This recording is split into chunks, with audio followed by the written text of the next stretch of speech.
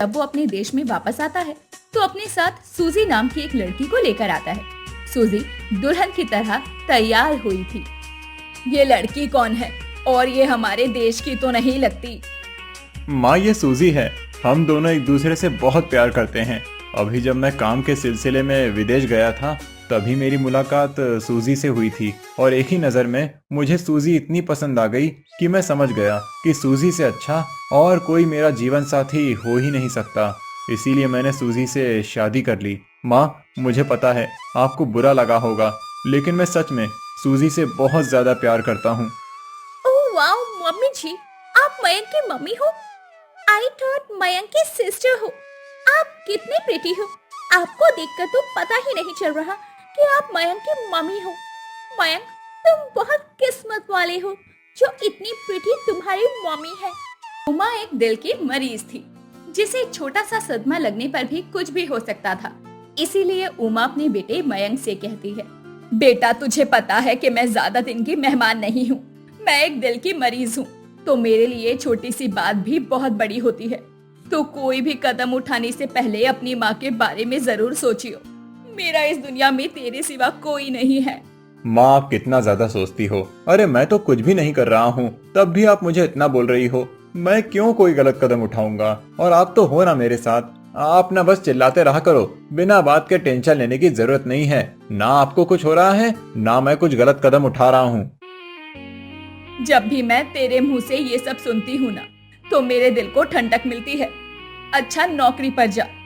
मयंक अपनी माँ से बात करने के बाद काम पर चला जाता है और उमा भी घर के थोड़े बहुत काम करके आराम करने लगती है। ऐसे ही कई दिन निकल जाते हैं। कुछ दिनों के बाद मयंक को काम के सिलसिले में देश से बाहर जाना पड़ता है और जब वो अपने देश में वापस आता है तो अपने साथ सूजी नाम की एक लड़की को लेकर आता है। सूजी दुल्हन की तरह तैयार हुई थी। ये लड़की कौन है और ये हमारे देश की तो नहीं लगती। माँ, ये सूजी है। हम दोनों एक दूसरे से बहुत प्यार करते हैं। अभी जब मैं काम के सिलसिले में विदेश गया था तभी मेरी मुलाकात सूजी से हुई थी और एक ही नज़र में मुझे सूजी इतनी पसंद आ गई कि मैं समझ गया कि सूजी से अच्छा और कोई मेरा जीवन साथी हो ही नहीं सकता।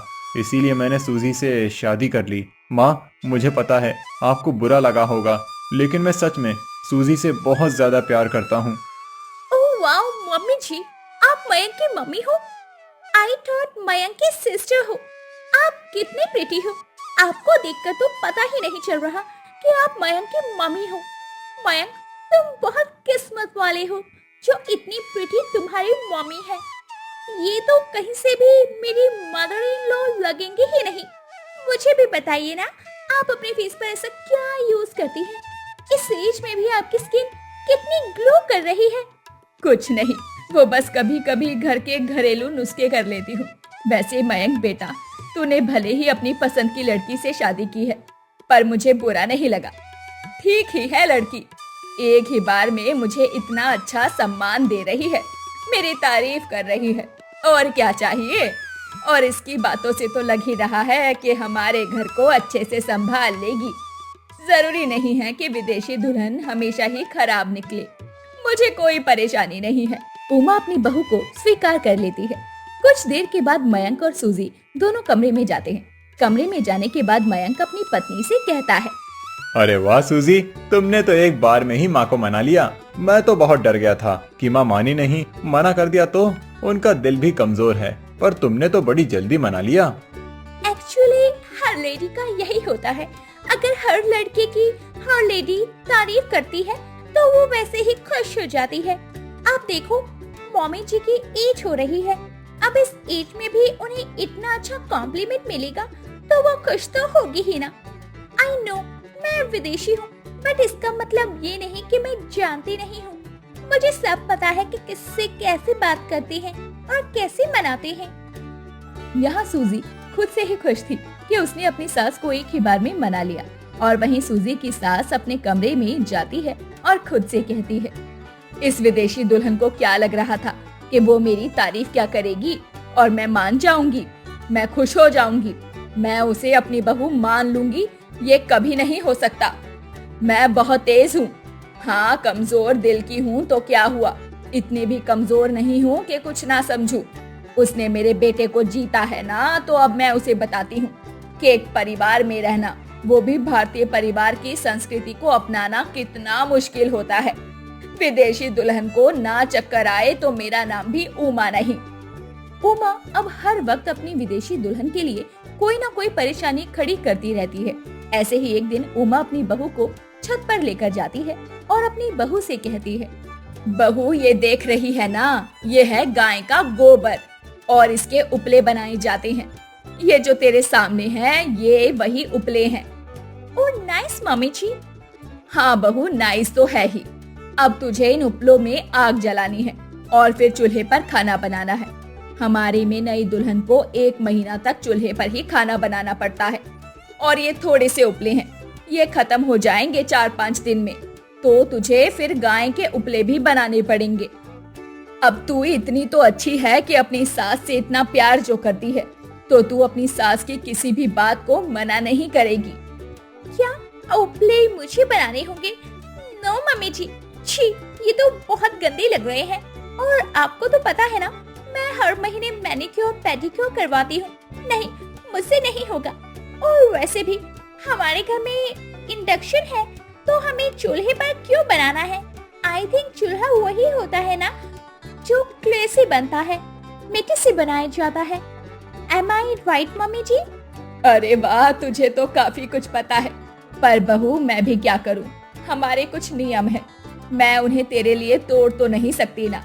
मैं तो तुझे दिल से अपनी बहू मान चुकी हूँ, बस तू अपने नियम अच्छे से पूरे कर।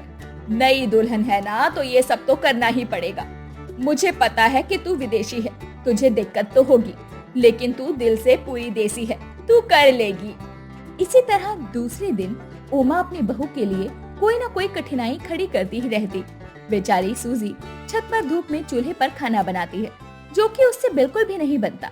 ये सब देखकर उमा को काफी अच्छा लगता है। ओ बेचारी मेरी विदेशी बहू, कोई बात नहीं, अब मेरी बहू बनी है तो थोड़ा सा तो परिश्रम करना ही पड़ेगा। जैसे तैसे सूजी चूल्हे पर खाना बनाती है और नीचे लेकर आ जाती है कि तभी सूजी को कपड़े थमाते हुए उमा कहती है, बहू ये कुछ कपड़े हैं, तू इन्हें धो दे। वो क्या है ना, वॉशिंग मशीन 4 दिन से खराब हो रखी है, तुझे तो पता है, इसीलिए मैंने कपड़े जमा कर लिए, तू इन्हें धो दे, ठीक है? मम्मी जी, अभी अभी जस्ट मैं छत पर धूप में चूल्हे पर खाना बनाकर आई हूँ और अब आपने मुझे ये कपड़े दे दिए। अरे वॉशिंग मशीन तो आपने कहा था ना आप ठीक करवाओगी, तो ठीक क्यों नहीं करवा रही हूँ मम्मी जी? 4 पैसे बचाने के लिए आप अपनी बहू को इतनी तकलीफ क्यों दे रही हो? क्या बहू, तू तो इतने में ही थक गई। पता है, जब मैं तेरी उम्र की थी तब मैं पूरे घर का काम एक पांव पर करती थी और मैं किसी से कोई शिकायत भी नहीं करती थी। हाँ, तू विदेशी है तो नखरे दिखा सकती है, अब मेरा क्या है, मैं तो जैसे तैसे संभाल लूंगी। कोई बात नहीं, मैं खुद ही कर लेती हूँ। उमा इतना बोलकर अपने बेटे के पास जाती है और अपनी बेटी से कहती है, अरे मयंक बेटा, तेरे जितने भी गंदे कपड़े हैं दे दे, मैं हाथ से धोने जा रही हूँ, तो ला मैं सबके कपड़े धो दूँ। माँ, आप कपड़े धो रही हो? आपकी तो कमर में दर्द रहता है ना, आप अपनी कमर दर्द के साथ अपने आप इतने सारे कपड़े कैसे धो सकती हो? घर में विदेशी दुल्हन लाया है तू, उसको कुछ तो आता नहीं है। मशीन क्या खराब हो गई, वो मैडम जी नखरे दिखा रही है, इसीलिए मैं खुद ही कर रही हूँ। अब तू बता, कोई अगर मना कर देगा तो क्या पूरी दुनिया रुक जाएगी? नहीं ना, तो मेरा भी वही हाल है, बहू नहीं करेगी तो सास खुद ही करेगी ना। मयंक अपनी माँ का ये हाल नहीं देख पाता और वो सूजी को तुरंत काम करने को कहता है। सूजी भी कुछ नहीं कह पाती और वो काम कर लेती है। इसी तरह सूजी, जो कि एक विदेशी दुल्हन थी, उसका तेल निकल चुका था। एक शाम सूजी रसोई में खड़े खड़े खुद से बात करती है, ये इंडियन मॉम ऐसी ही होती है क्या? कितनी चालाक है मम्मी जी, मैं इतना काम करती हूँ और मुझसे विदेशी दुल्हन बोलकर सारा काम करवा लेती है। अपनी बेटी के आगे ऐसी बनती है जैसे मैं उन पर अत्याचार कर रही हूँ। कोई बात नहीं, विदेशी दुल्हन का जलवा तो आप देखेंगे मम्मी जी। सूजी भी अपनी सास की चालाकियों को समझ गई थी, लेकिन इससे पहले सूजी अपना कोई विदेशी जलवा दिखाती कि बाद में अचानक से उमा का पैर फिसल जाता है, वो भी सीढ़ियों से, और वो गिर जाती है। उमा के सर में काफी चोट आई थी। ये देखकर सूजी तुरंत अपनी सास को अस्पताल लेकर जाती है और अपनी सास की दवाई करवाती है। और जब उसे घर लेकर आती है तो सास का काफी अच्छे से ख्याल भी रखती है। मेरी ही गलती है, मुझे आपको ऊपर जाने ही नहीं देना चाहिए था। मुझे पता था कि आपके घुटनों में दर्द है। अब आप आराम करो, मैं आपका पूरा ध्यान रखूंगी। सूजी अपनी सास का अच्छे से ध्यान रखती है और कुछ दिनों के बाद उमा बिल्कुल ठीक हो जाती है। तो वो अपनी बहू से हाथ जोड़ते हुए कहती है, बहू मुझे माफ कर दे, तू इतनी साफ दिल की है, विदेशी दुल्हन है फिर भी देसी दिल रखती है। और मैंने तेरे साथ कितना गलत बर्ताव किया। मेरी तबीयत खराब हो गई, मुझे चोट लग गई, लेकिन जितना तूने मेरा ख्याल रखा शायद कोई दूसरा नहीं रखता। विदेशी दुल्हन ने तो मेरा दिल ही जीत लिया। मम्मी जी, वाइफ चाहे विदेशी हो या देसी हो, वाइफ वाइफ होती है। और वैसे भी हमारी नोक-झोंक तो चलती रहेगी। आपने जितना मेरे साथ किया है, मैं भी कहीं न कहीं आपको परेशान तो जरूर करूंगी। अभी बस आप पहले ठीक हो जाओ। इसी के साथ सब लोग हंसने लग जाते हैं और विदेशी दुल्हन अपने ससुराल में सबके साथ हंसी खुशी रहने लगती है। और उमा भी अब अपनी बहू को स्वीकार कर लेती है। तो दोस्तों, कैसी लगी आपको हमारी ये कहानी? और आपके मोहल्ले में, आस पड़ोस में कोई विदेशी दुल्हन है जिसका अंदाज देसी हो? दुलारी सुबह सुबह अपनी बहू के हाथों का खाना खाकर उसकी तारीफ कर रही होती है। अरे बहू, तेरे हाथों का खाना खाकर तो ऐसा लगता है जैसे माँ के हाथों का खाना खा रही हूँ मैं इस बुढ़ापे की उम्र में। मेरे माँ भी इतना ही बढ़िया स्वादिष्ट भोजन बनाया करती थी और मैंने ये खाना बनाना अपनी नानी से सीखा है माँ जी। सच में बहुत बहुत अच्छा खाना बनाती है तू, और तेरे हाथों का खाना खाकर तो बस जी करता है कि तेरी तारीफ करता रहूं। हाँ हाँ, और मेरा तो मन करता है कि तुम्हारे हाथों को चूम लूं। क्या खाना बनाती हो तुम? अरे इस लड़के ने तो शर्म बेच खाई है। यहाँ पर उसके माँ बाप बैठे हैं, लेकिन उसे बोलते हुए तनिक भी लज्जा शर्म नहीं आ रही। दुलारी, बहादुर और मोहन तीनों ही बैठकर खाना खा रहे थे और पूजा उन्हें गर्मा गर्म खाना परोस कर खिलाए जा रही थी। तभी उनके दरवाजे पर किसी के आने की आहट होती है। अरे सासू माँ ने भी कितना छोटा दरवाजा बनाया है। अरे जाकर बाहर देखिए कौन आया है। ये तो दामाद जी की आवाज लग रही है। फिर तो दरवाजा छोटा नहीं बल्कि उनका पेट बाहर आ गया होगा। आपको पता है माँ, पिछले महीने जब मैं जीजा जी से मिलने आया था पूरे 200 किलो के लग रहे थे। अब ना जाने उनका वजन और कितना बढ़ गया होगा। अरे चुप कर, मेरे दामाद को नजर मत लगा। वैसे भी दामादों को ससुराल की नजर जल्दी लगती है। माँ जी, लेकिन कुछ भी कहिए, सामने देखिए, सच में इनका पेट तो और भी ज्यादा बाहर आ गया है और इनके कपड़े भी छोटे पड़ गए हैं इनके शरीर पर तो। अरे दामाद जी, आइए आइए, बताइए कैसे आना हुआ? सब ठीक तो है ना? जी प्रणाम माँ जी, सब ठीक है। बस मैंने सोचा कुछ दिन अपने ससुराल बिताया जाए, क्योंकि आपकी बेटी तो मुझे बिल्ली की तरह काटने दौड़ती है। इसका मतलब फिर से उसने आपके साथ झगड़ा किया? अरे कोई बात नहीं, ये मेरी बेटी से ज्यादा आपका घर है। आप जब तक चाहे यहाँ रह सकते हैं। कुछ दिनों से अकेला छोड़ दीजिए तो उसका दिमाग शांत हो जाएगा।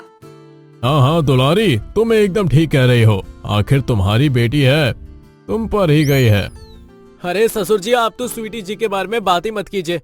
कुछ भी कहता हूँ तो वो हमेशा मुझे बेलन लेकर मारने दौड़ती है। कहीं जीजा जी आप उन्हें खाना बनाने के लिए तो नहीं बोलते? वो क्या है ना, आपका पेट देखकर लगता है कि दीदी खाना बनाते बनाते परेशान हो जाती होंगी। क्या साले साहब, अब आप भी मेरे पेट का मजाक उड़ा रहे हैं। वैसे मैं सही समय पर आया हूँ, मुझे भूख बहुत जोरों की लगी है और खाने की भी अच्छी खुशबू आ रही है। ऐसा भी क्या बना है घर में? खाने में मटर पनीर पुलाव, पूरी, लड्डू सब कुछ है। क्या खाएंगे आप? पूजा इतना बोलती है कि तभी दामोदर कुर्सी पर बैठकर खाना लगाने को कहता है और पूजा भी झटपट घर आए मेहमान की खातिरदारी में लग जाती है। पूजा किचन में गर्मी में पूरियां तल रही होती है और दामोदर यहाँ पूरियां खाता जा रहा होता है, लेकिन उसका पेट ही नहीं भर रहा था। दामाद जी, और कुछ लेंगे क्या आप? हाँ, बस 2-3 पूरियां और थोड़ी सी पनीर की सब्जी और थोड़ा सा पुलाव भी। वो क्या है ना, सासू माँ, रात में भी मैंने खाना नहीं खाया। मैं खाना खाने बैठा ही था, तभी आपकी बेटी ने झगड़ा शुरू कर दिया। अले ले ले, दीदी भी ना गलत समय पर आपसे झगड़ा कर दिया। कम से कम खाने तो दिया होता, उसके बाद आपसे झगड़ा करती। इधर दुलारी किचन में जाकर अपनी बहू से और पूरियां और सब्जी देने के लिए कहती है। तभी पूजा पसीने से लथपथ अपनी सास से कहती है, माँ जी कैसे पेटू मेहमान है हमारे, घर का सारा खाना खत्म हो चुका है, फिर भी इनका पेट है कि भरने का नाम नहीं ले रहा। अरे माँ जी जैसे भी इन्हें मना कीजिए, वरना घर का सारा राशन खत्म हो जाएगा और रात को खाने के लिए कुछ भी नहीं बचेगा। अरे ये सच में इतना पेटू है, मुझे पता नहीं था। अगर ये 2-4 दिन हमारे घर में टिक गया तो सच में हम सब ही परिवार सहित रोड पर कटोरा लेकर भीख मांगते नजर आएंगे। लेकिन अभी जैसे भैंसे खाने के लिए मना तो करना पड़ेगा। तभी वहाँ मोहन आ जाता है और अपनी माँ और पत्नी की बात सुनकर कहता है, अरे माँ आप चिंता मत करो, मैं जीजा जी को बाहर लेकर जाता हूँ। इतना कहने के बाद खाने का इंतजार कर रहे दामोदर को मोहन बाहर का खाना खिलाने के लिए घर से बाहर लेकर चला जाता है। अरे जरूर स्वीटी भी दामाद जी से खाना बनाने को लेकर लड़ती होगी, और इतना कौन खाता है, घर का सारा खाना खत्म कर दिया, परसों का बासी दाल चावल वो भी खा गया।